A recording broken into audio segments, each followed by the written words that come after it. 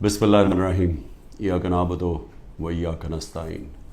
میرے پاکستانیوں، آج آئی ایم ایف کے ڈیلیگیشن سے میں نے میٹنگ کی اور میری ٹیم نے، اور اس میٹنگ کا مقصد جس طرح سب کو اندازہ ہوگا، وہ میٹنگ کا مقصد یہ تھا کہ آئی ایم ایف ایک 9 مہینے کے لیے ایک پروگرام لے کے آ رہا ہے جس کو اسٹینڈ بائی ایگریمنٹ کہتے ہیں۔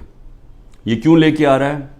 کیونکہ اگر یہ آئی ایم ایف کا اب قرضہ جو $3 ارب کا ان کو نہیں ملتا، تو یہ یاد رکھیں کہ پاکستان، جو میں آج سے سال پہلے کہہ رہا تھا، بلکہ 13 مہینے پہلے میں نے جب کہا، تو میرے اوپر انہوں نے کہا غداری کا کیس کرنا چاہیے۔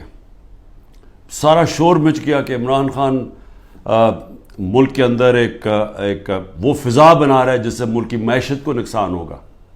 میں یہ کہہ رہا تھا کہ جس طرح یہ حکومت جا رہی ہے، پاکستان کو ڈیفالٹ کا خدشہ ہے۔ ڈیفالٹ کا پہلے مطلب سمجھ لے کیا ہے۔ ڈیفالٹ کا مطلب یہ ہے کہ اگر ان کی ابھی پچھلے مہینے 38% مہنگائی تھی، پاکستان کی تاریخ کی سب سے زیادہ ہے، تو اگر پاکستان ڈیفالٹ کر جاتا ہے، یعنی اپنے قرضے واپس نہیں کر سکتا، تو یہ اس سے دگنی ہو جائے گی، یہ 60% پہ پہنچ جائے گی۔ بلکہ یہ وہ جس کو کہتے ہیں ہائپر انفلیشن، کہ وہ آئے گی مہنگائی پاکستان میں کہ لوگ یعنی ایک ڈبل روٹی لینے کے لیے نوٹوں کی تھدیاں لے جانی پڑیں گی، یعنی جس کو ہائپر انفلیشن کہتے ہیں۔ اس سے کمزور تو بالکل ہی پس جاتا ہے نا۔ تنخواہ دار طبقہ جو آج بڑے برے حالات میں ہے، اس سے بہت دگنے برے حالات ہوتے ہیں اگر ڈیفالٹ کرتا ہے۔ اور صرف فائدہ کن کو ہوتا ہے؟ جنہوں نے ڈالر میں پیسہ رکھا ہوا ہے، جو ملک سے باہر ہیں۔ یہ جو لوگ اوپر آج حکومت کر رہے ہیں، جن کے سارے پیسے باہر پڑے ہوئے ہیں، اربوں ڈالر باہر پڑا ہے، ان کو تو کوئی فرق نہیں پڑے گا، لیکن پاکستان کے اندر لوگ پس جائیں گے۔ تو لہٰذا ہم نے پھر آئی ایم ایف کو ہم نے کہا کہ ٹھیک ہے، ہم اس کو آپ کی یہ جو اسٹینڈ بائی ایگریمنٹ ہے، یہ تب تک انڈورس کرتے ہیں جب تک الیکشن ہو کے ایک نئی گورنمنٹ نہیں آتی۔ جو نئی گورنمنٹ آئے گی، ظاہر ہے وہ اپنا پھر سے اپنے پروگرام کے تحت آئی ایم ایف سے بات چیت کرے گی۔ لیکن صرف میں ایک چیز کہنا چاہتا ہوں آج، کہ یہی جب ہمیں مشکل پڑی تھی فیٹف کے اوپر، فیٹف کی ہمیں بلیک لسٹ پہ ہمیں خدشہ تھا کہ ہمیں ڈالنے لگے ہیں، ہمیں پارلیمنٹ کے اندر ایک قانون پاس کرنا تھا۔ تو جب ہم نے اپوزیشن کو قانون پاس کرنے کا کہا، کیونکہ اگر بلیک لسٹ پہ آ جائیں تو وہ بھی پاکستان میں سینکشنز لگ جاتی ہیں، وہ پھر وہی حالات بننے شروع ہو جاتے ہیں جو کہ ایک ڈیفالٹ سے ہوتے ہیں، یعنی فائنینسنگ ختم ہو جاتی ہے باہر سے، اس چیزیں مہنگی ہو جاتی ہے، مہنگائی ہوتی ہے، غربت بڑھ جاتی ہے۔ تو اس سے بچنے کے لیے ہم نے وہ لیجسلیشن پاس کر رہی تھی اسمبلی میں۔ تو جب ہم نے یہ پی ڈی ایم کے لوگوں کو کہا کہ یہ ہماری مدد کریں یہ لیجسلیشن پاس کرنے میں، تو انہوں نے آگے سے کہا کہ پہلے ہمیں این آر او دو، نیب کے اندر چینجز لے کے آؤ، جو ہمارے اوپر پہلے ان کے دور کے جو کرپشن کے کیسز تھے وہ معاف کرو، اور اگر وہ آپ نہیں کریں گے تو ہم آپ کے ساتھ نہیں دیں گے۔ اور ہم نے وہ این آر او نہیں دیا، انہوں نے ساتھ نہیں دیا۔ اس کے باوجود ہم نے پھر وہ، اللہ کا کرم ہے کہ ہم وہ لیجسلیشن پاس کر گئے، اور آج جو فیٹ سے نکلے ہیں وہ بہت بڑی چیز تھی، وہ جو ہم نے قانون پاس کیا تھا۔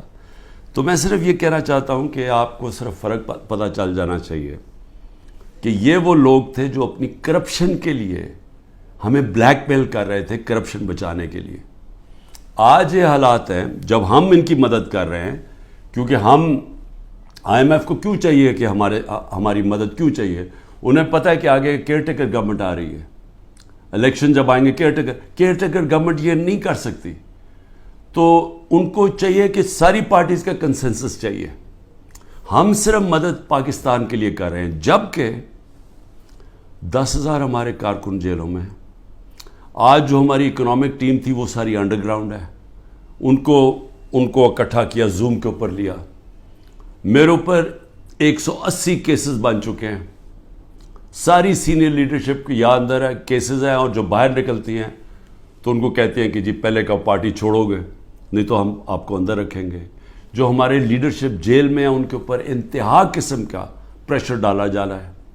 جو بھی گلگت بلتستان کے اندر جو ڈرامہ کیا گیا ہے, آپ یہ سوچیں کہ جو ممبرز کے اوپر انہوں نے پریشر ڈالا, ہمارے پاس تو نمبر پورے تھے, پہلے پارلیمنٹ کے اندر گھسنے نہیں دیا, اب اس کے بعد ایک ایک ممبر کے اوپر پریشر ڈالا ہے, وہی کرنے جا رہے ہیں جو کہ انہوں نے آزاد کشمیر میں کیا تھا.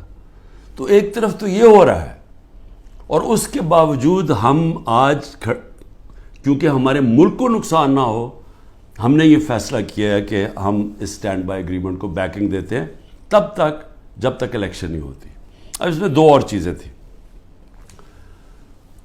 میں نے آئی ایم ایف کے جو امریکہ سے جو ہیڈ تھے, ان سے جو میں بات کر رہا تھا, ان کو میں نے ایک چیز سمجھائی کہ میں نے کہا جب تک اس ملک میں پولیٹیکل سٹیبلٹی نہیں آتی, سیاسی استحکام نہیں آتا, تو یہ جس طرح یہ ملک چل رہا ہے, یہ اب تھوڑی دیر اگر آپ 3 ارب دے بھی دیں گے اور 3 ارب ڈالر کی دینے میں تھوڑے سے اور ڈالرز بھی 5-6 ارب ڈالر اور بھی آ جائیں گے, تو یہ تو کینسر کا علاج ڈسپلن سے ہو رہا ہے.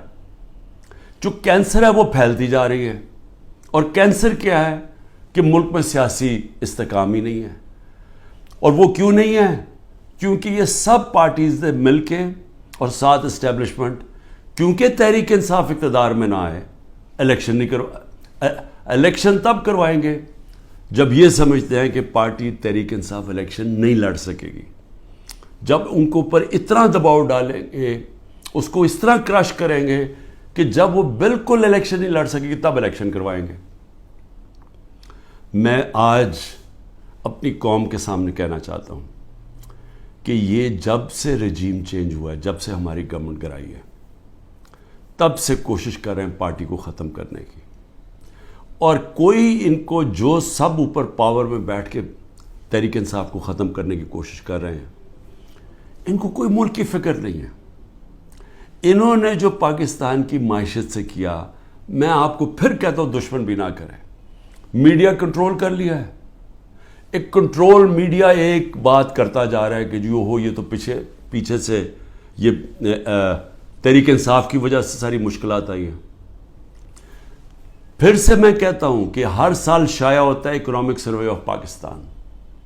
ذرا اکنامک سروے آف پاکستان میں دیکھ تو لیں کہ بینکرپٹ گورنمنٹ 2018 میں ملی, اور کرونا کے باوجود کیسے اس 6% پاکستان کی معیشت آگے بڑھ رہی تھی, گروتھ ریٹ تھی. 2 آخری سالوں میں جو ایوریج تھی وہ 6% تھی. تو کتنی دفعہ پاکستان کی معیشت اتنی تیزی سے اوپر گئی ہے. انڈسٹری بڑھ رہی تھی, دولت میں اضافہ تھا, پر کیپٹا انکم بن رہی تھی, ٹیکس بڑھ رہے تھے, ایکسپورٹس بڑھ رہی تھیں, ریمیٹنسز بڑھ رہی تھیں. تو جب ایک ملک ترقی کر رہا تھا, اس گورنمنٹ کو گرا کے جس کو لے کے آئے ہیں, انہوں نے کیا ہے؟ انہوں نے ان کی جو پالیسیز تھیں, اور یہ ہمیشہ یہ ملک بینکرپٹ چھوڑ کے گئے ہیں. 99 میں بھی جب یہ نون لیگ گئی ملک بینکرپٹ تھا, 2018 میں بھی بینکرپٹ کر کے گئے, اور پھر آتے ساتھ ہی ایک اکانومی جو چل رہی تھی اس کو بینکرپٹ کر دیا. انہوں نے کیا؟ انہوں نے پہلے بھی جب ایکسچینج ریٹ کو زبردستی روک دیا جب 2018 میں, تو ایکسپورٹس گر گئی. انہوں نے روپے کو جب اوپر رکھا جو اس کی مارکیٹ ویلیو نہیں تھی, تو اسے ہوا کیا؟ امپورٹ سستی ہو گئی, ایکسپورٹس مہنگی ہو گئی, ایکسپورٹس گر گئی. جب ایکسپورٹس گریں ڈالر کی جب 3 گنا زیادہ جب امپورٹس ہو جائیں ایکسپورٹس کی, تو وہ ملک کیسے آگے ترقی کر سکتا ہے؟ تو تب بھی انہوں نے یہی کیا. اس بار آتے ساتھ ہی انہوں نے یہ نون لیگ نے پھر وہ کیا, روک دیا اس کو روپے کو گرنے سے. لیکن مصنوعی طور پہ جب آپ روکتے ہیں, اس کا کیا ہوا کہ ریمیٹنسز گرنی شروع ہو گئی, ایکسپورٹس گرنی شروع ہو گئی. پھر را مٹیریلز جو امپورٹ کرتے ہیں ہم انڈسٹری کے لیے, اس کو بند کر دیا. انڈسٹری نیچے جانی شروع ہو گئی, ٹیکس کلیکشن نیچے جانی شروع ہو گئی. 3 ارب ڈالر کا ہمیں مل رہا ہے اس وقت آئی ایم ایف سے اسٹینڈ بائی ایگریمنٹ پہ جو پیسہ آئے گا. 7 ارب ڈالر صرف 1 سال میں پاکستان کو نقصان ہوا ہے ایکسپورٹس کی کمی میں اور ریمیٹنسز کی کمی میں. ریمیٹنسز کی کمی میں کیوں ہوا؟ کیونکہ اتنا فرق پڑ گیا مارکیٹ میں، روپیہ کی قدر کدھر چلی گئی اور آفیشل کدھر تھی کہ لوگوں نے بینکوں کے تھرو پیسہ نہیں بھیجا، دوسری طرح پیسہ بھیجنا شروع کیا، ہمارا ریمیٹنسز کم ہو گئی اور ایکسپورٹس کم ہونی تھی. جب انڈسٹری کے اوپر انہوں نے را مٹیریل بند کر دیا، ایکسپورٹس کم ہو گئی. تو $7 ارب کا ایک سال میں کمی آئی ان کے دور میں، جبکہ $3 ارب کا ہم اب قرضہ لے رہے ہیں. قرضے بڑھتے جا رہے ہیں، آمدنی سکڑتی جا رہی ہے. کوئی ملک چل سکتا ہے ایسے؟ اور کتنی دیر چلے گا؟ اور پھر اوپر سے سیاسی استحکام ہی نہیں ہے. لوگ ملک چھوڑ کے جا رہے ہیں، ملک سے ڈالرز باہر جا رہے ہیں. جب پروفیشنلز بھی باہر جا رہے ہیں اور ڈالرز بھی باہر جا رہے ہیں تو آگے کیا رہے گا مستقبل پاکستان کا؟ اس لیے ہم نے IMF کو بھی سمجھایا، میں نے اس کو سمجھایا. میں نے کہا دیکھو، جب تک فری اینڈ فیئر الیکشنز نہیں ہوں گے یہ ملک اب یہاں سیاسی استحکام نہیں آئے گا اور اکانومی ٹھیک نہیں ہونے لگی. لیکن بدقسمتی کیا ہے کہ حکومت دوسری، یہ جو پالیسیز ہیں جو پاور میں بیٹھے ہیں وہ دوسری طرف جا رہے ہیں. بجائے صاف اور شفاف الیکشن کروا کے ایک سیاسی استحکام آئے، ایک ایسی حکومت آئے جو پبلک کی ووٹ سے آئے، پبلک کے مینڈیٹ سے آئے، 5 سال کے لیے آئے، وہ پھر مشکل فیصلے کرے. مشکل فیصلے کا مطلب اصلاحات کرے. اصلاحات تب ہوتی ہیں ملک میں جب پبلک ایک گورنمنٹ کے ساتھ کھڑی ہو، اعتماد رکھیں گورنمنٹ میں، تب مشکل فیصلے ہوتے ہیں. جب وہ گورنمنٹ ان کو کہے کہ یہ ہم اس ملک میں سرجری کر رہے ہیں، یہ ہم اصلاحات کر رہے ہیں، آپ کو شروع میں تکلیف ہوگی لیکن بعد میں آپ کے حالات بہتر ہو جائیں گے. لیکن وہ گورنمنٹ کر سکتی ہے جس کو پبلک اس پہ اعتماد رکھے. اب ان کے اوپر کس نے اعتماد رکھنا ہے؟ کیونکہ جو انہوں نے کہا کہ جی میں 200 سے کم روپیہ کروں گا، آتے ساتھ اس نے کہا ڈالر کم کروں گا، پہلے تو کہا 100 سے کم کروں گا، یہ سارے انہوں نے نعرے مارتے رہے. ہم مہنگائی کم کریں گے، مہنگائی بھی تاریخی، روپیہ بھی تاریخی طور پہ نیچے گرا. اس کے علاوہ جو انہوں نے وعدے کیے سب کے سامنے ہیں کہ کدھر کھڑے ہیں، لوگوں کے آج حالات کیا ہیں. تو اب ان کے اوپر تو اعتماد آنے نہیں لگا. جو کوشش کی جا رہی ہے انجینئرنگ کی، وہ یہ لوگ پھر واپس آ جائیں گے. تحریک انصاف کو کوشش کی جا رہی ہے کہ اس کو ختم کیا جائے. تو اس سے تو سیاسی استحکام نہیں آنے لگا اور اس سے تو آگے کوئی ملک کا مستقبل ہی نظر آ رہا. تو لہٰذا ہم نے ان کو یہ ضرور کہا کہ دیکھیں جو آئین کہتا ہے، آئین کے مطابق الیکشن کروائے جائیں. آئین جو فنڈامنٹل رائٹس، بنیادی حقوق کی حفاظت کرتا ہے، وہ اس کو امپلیمنٹ کیا جائے. کیونکہ آپ صرف اگر پیسے دے ہی دیں گے، پھر سے میں کہہ رہا ہوں کینسر کا علاج ڈسپلن سے ہوگا، تھوڑی دیر کے لیے فائدہ ہو جائے گا.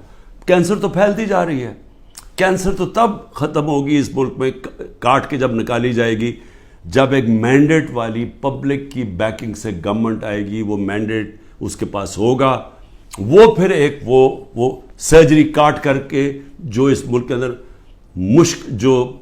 جو غلط چیزیں آ گئی ہیں، جو ہماری ملک کے اندر اصلاحات چاہیے ہیں، جو مشکل فیصلے چاہیے ہیں، جو رول آف لا، قانون کی بالادستی قائم کریں تاکہ ملک میں باہر سے انویسٹمنٹ آئے، سرمایہ کاری ہوگی تو دولت کے اندر اضافہ ہوگا. وہ دولت میں اضافہ ہوگا تو ٹیکس، یہ جو قرضے واپس کریں گے. وہ دولت میں اضافہ تو ہونے نہیں لگا اگر یہ جو آج جنگل کا قانون ہے. تو وہ سب کچھ اکٹھا جاتا ہے. سیاسی استحکام، اس کے بعد اصلاحات میں سب سے پہلی اصلاحات رول آف لا، قانون کی حکمرانی. یہ جو جنگل کا قانون ہے یہ ختم کیا جائے، اور اس کے بعد پھر سرمایہ کاری ہو، اور اس کے بعد اس ملک کے اندر دولت میں اضافہ ہو، اور اس کے بعد ہم اپنے قرضے واپس کریں اور خوشحالی آئے پاکستان میں، لوگوں کو نوکریاں ملیں، بے روزگاری ختم ہو، دولت میں صاحب لوگوں کو باہر نہ جانا پڑے. تو وہ تو شروع ہوگا صاف اور شفاف الیکشن سے.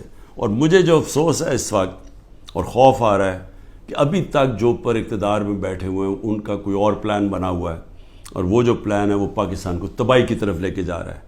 آخر میں ہم نے IMF کو یہ بھی کہا کہ اس وقت ہمارا جو کمزور طبقہ ہے شدید مشکلات میں ہے، اور اس وقت یہ جو پروگرام آپ دیں اس کے اندر ان کا خاص دھیان رکھا جائے.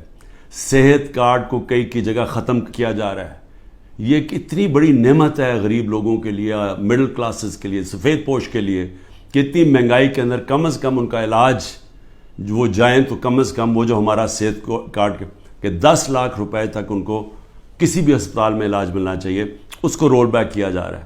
اور دوسری چیز ٹارگٹ سبسڈی جو ہم لانے لگے تھے, کہ بجائے آپ سبسڈائز ایسے کریں کہ پٹرول وہ عمران خان بھی اتنی قیمت کا خریدے اور ایک بیچارہ غریب آدمی بھی اتنے خریدے یا رکشہ والا بھی, ایسا نہیں ہونا چاہیے. ٹارگٹ سبسڈی ہونی چاہیے, جو ہمارا پلان بنا ہوا تھا اور ہم پوری تیار کیا ہوا تھا کہ ہر طبقے کے لیے جو نچلا طبقہ ہے اس کی حفاظت کی جائے, اور جو پیسے والے لوگ ہیں وہ اتنا جو پیسے دے سکتے ہیں وہ پوری قیمت دیں.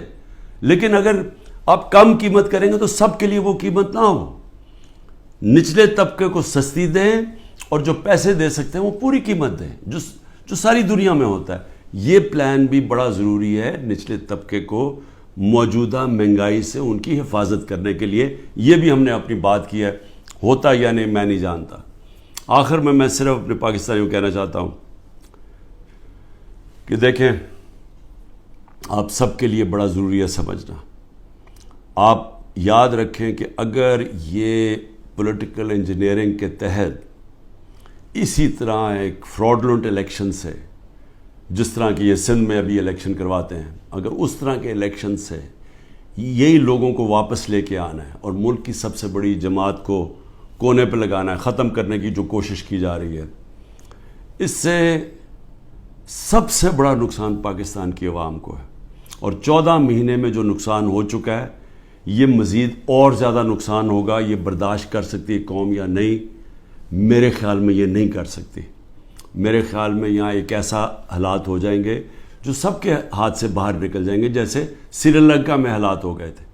اور عجیب چیز سن رہی ہے کہ سری لنکا کے آج ہمارے سے بہتر حالات ہو گئے ہیں.